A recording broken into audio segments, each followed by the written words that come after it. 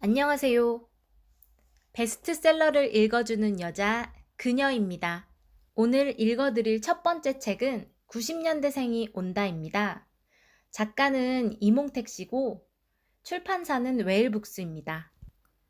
153페이지부터 158페이지까지 읽어드리겠습니다. 2. 90년대생 인재의 특징들. 현재 20대인 90년대생들의 흔히 붙어다니는 꼬리표는 다음과 같다. 충성심이 없고 다른 사람을 생각하지 않고 자기 것만 챙기고 자기 권리만 찾고 의무는 다하지 않고 자기 실수는 인정 안 하고 변명만 늘어놓고 끈기가 없어서 쉽게 포기하고 공과 사의 구분이 없고 고집이 세고 힘든 일은 견디지 못하고 쉽게 포기한다. 하지만 이러한 꼬리표는 보통 기존 세대들의 시각에 따른 것이다. 그렇다면 여기서 90년대생들과 그 이전 세대들이 조직에서 느끼는 생각의 차이를 알아보자. 로열티. 충성의 대상이 꼭 회사여야 하나요? 요즘 신입사원들은 회사에 대한 충성심을 찾아보려야 찾아볼 수 없습니다.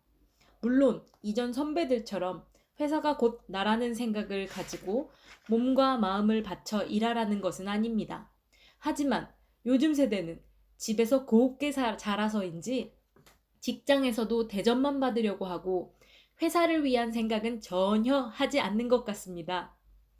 회사에서 부장으로 일하고 있는 김모 씨, 1970년생. 위와 같은 평가와 그로 인한 갈등은 조직에서 흔하게 볼 수 있다. 기존 세대에게 신입사원들은 자기들만 생각하는 이기주의자이고 새로운 세대에게 기존 세대들은 이미 회사에 믿음을 상실했으면서도 어떻게든 살아남기 위해 미련을 버리지 못하고 충성하는 꼰대들로만 보일 뿐이다. 사실 이렇게 회사에 대한 충성심과 관련한 갈등은 어제 오늘의 일이 아니고 90년대생들만의 일도 아니다. 미국의 경우 이러한 갈등은 훨씬 이전부터 일어났다.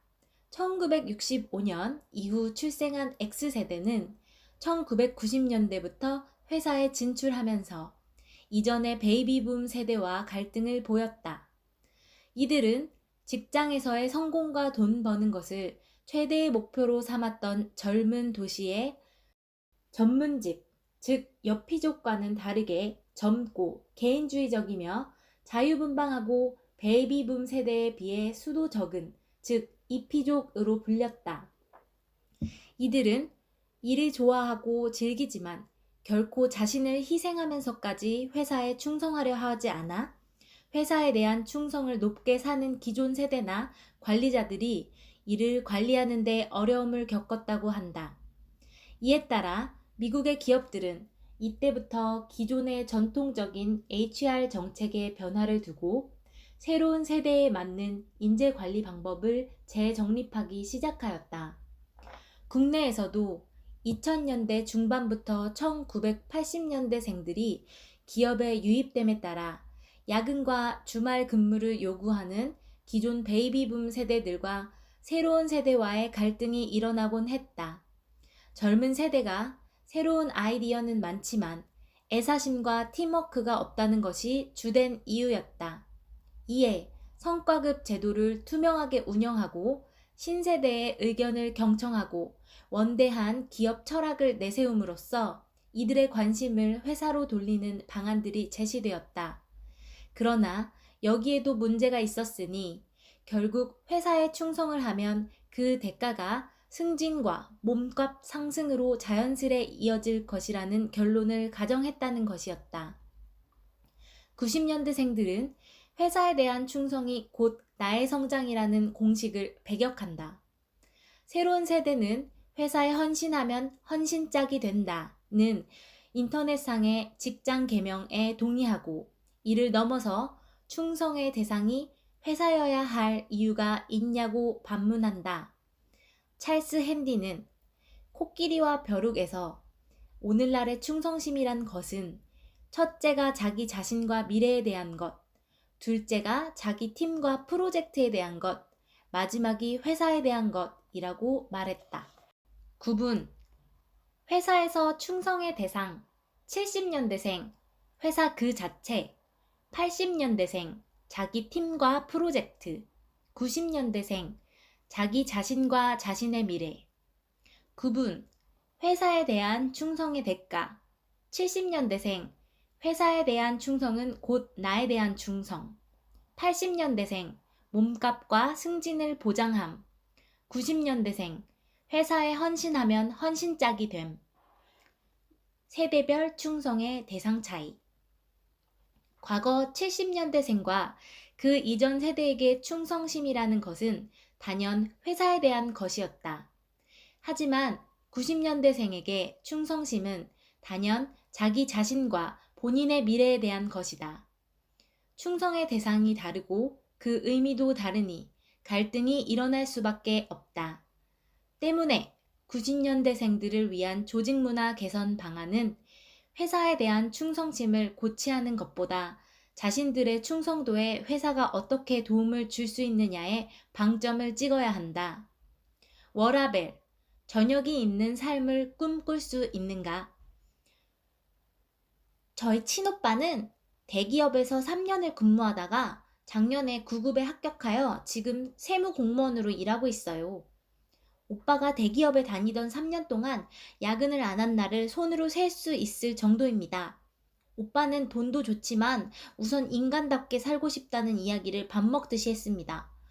우리가 공무원을 원하는 이유는 안정적인 삶을 살고 싶기보다는 최소한 인간답게 저녁이 있는 삶을 살고 싶기 때문입니다.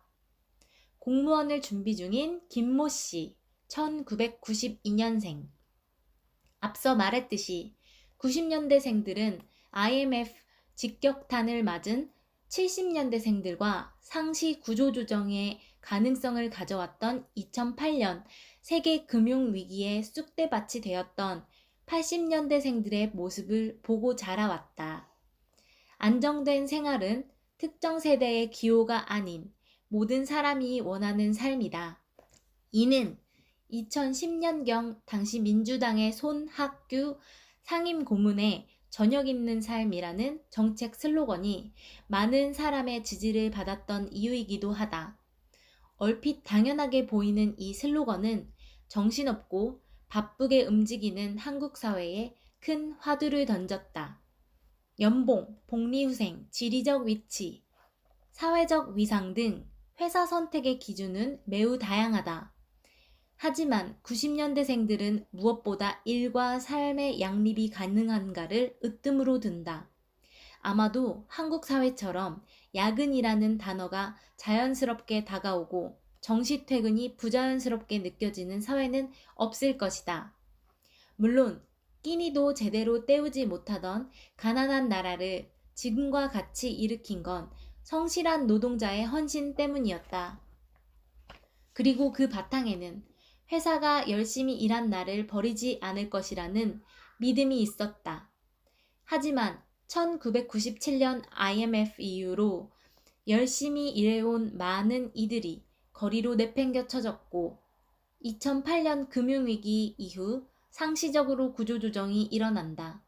이러니 90년대생들에게 근면 성실을 강조하는 것은 앞뒤가 맞지 않는다. 이 책을 들으시면서 어떤 생각을 하셨나요?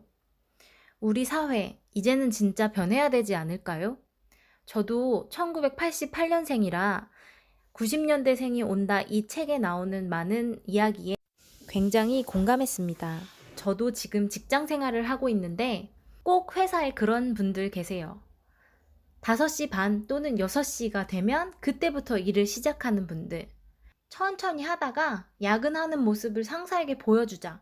이런 마음가짐을 가지고 그 일과 시간에는 일을 안 하다가 꼭 퇴근하기 10분 전, 30분 전부터 일을 시작해서 일이 많다. 야근해야겠다. 이런 식으로 상사에게 내가 지금 일을 열심히 하고 있고 너무 많아서 야근을 해야 해요. 를 보여주는 사람들이 있습니다. 이게 진짜 과연 올바른 회사 생활일까요? 이런 점들은 진짜 변해야 된다고 생각합니다. 요즘 90년대생들은 일과 시간에 모든 일을 끝나고 퇴근 후에는 나의 삶을 보낼 거야. 이런 마인드를 많이 가지고들 있어요. 저도 그렇게 생각하고요. 여러분들은 어떻게 생각하시나요? 지금까지 베스트셀러 읽어주는 여자 그녀였습니다. 이 영상이 마음에 드신 분들은 좋아요와 구독을 눌러주세요. 여러분들의 좋아요와 구독은 다음 영상을 만드는데 큰 힘이 됩니다. 감사합니다.